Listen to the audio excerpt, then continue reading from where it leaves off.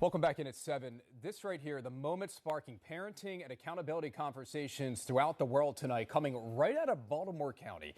So a young man, if you have not seen this video, steals from the tip jar of a local food vendor who was live streaming at the time, only for his mother to return later and repay him. And they end it with a hug. Joining us tonight in studio is that mother, the woman who started this viral movement, Pastor Tanya Gray. And Tanya, we thank you for being here tonight. We thank you for chatting about this. I think it is a very powerful story. And let's start with the original video here, okay? It goes viral. Your son approaching this food vendor, ordering some food, then stealing from the tip jar. What goes through your mind when you first see that video? I wanted to beat him. I was going to beat him. But when I first saw it, I said, that is not how he was raised. That's not what we do.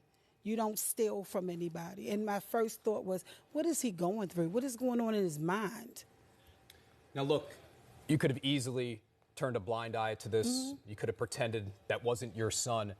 But instead, you show back up to this food vendor. Mm-hmm. And not only that, but you decide to repay him. Mm-hmm. Why?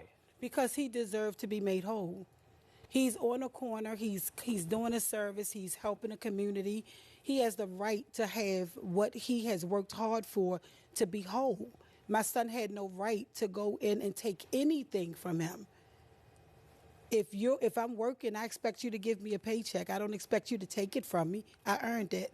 So because he earned his pay, he deserved it. So I had to make him whole. What was your son's reaction to this once he found out that you went back?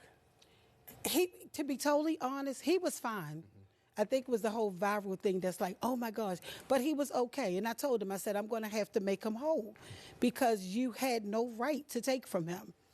And look, I think this is a teaching moment when it comes to accountability for our youth. I always say in this city, every child deserves to have somebody believe in them. It's obvious you believe in your son. Absolutely. And you know that one wrong choice doesn't define you. Mm-hmm. What do you want our youth to take out of this? To take out of this incident, what I would like for our youth to take is you have to make better choices. You have to be accountable for your actions because all actions, every action has a reaction. If you are going to go and do something wrong, prepare for the consequence. Better yet, just don't do it. If there is something that you want, you go work for it. If it's something that you need, you ask for it.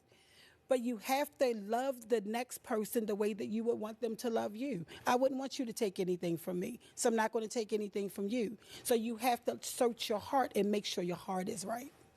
Pastor Tanya, you said your son has battled a lot of things over the years. Yeah. Alcohol is one of them. Yes. Also, to his own brother being murdered. So a lot has led up to this point. A lot has transpired through this point.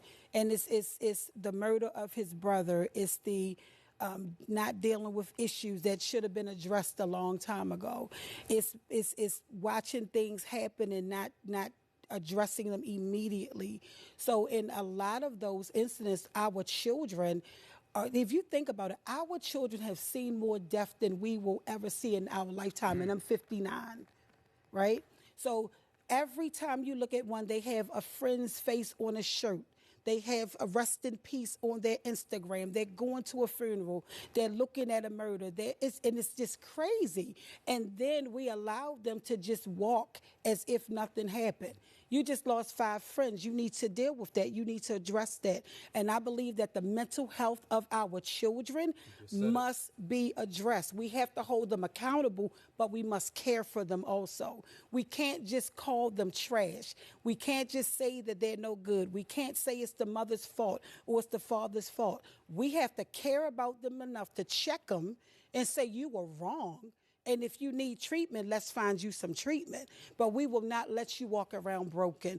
We have to stop that as a nation. I love what you just said. It is powerful. And real quick, too, for parents out there, what is the message you hope they take out of this? Hold your child accountable.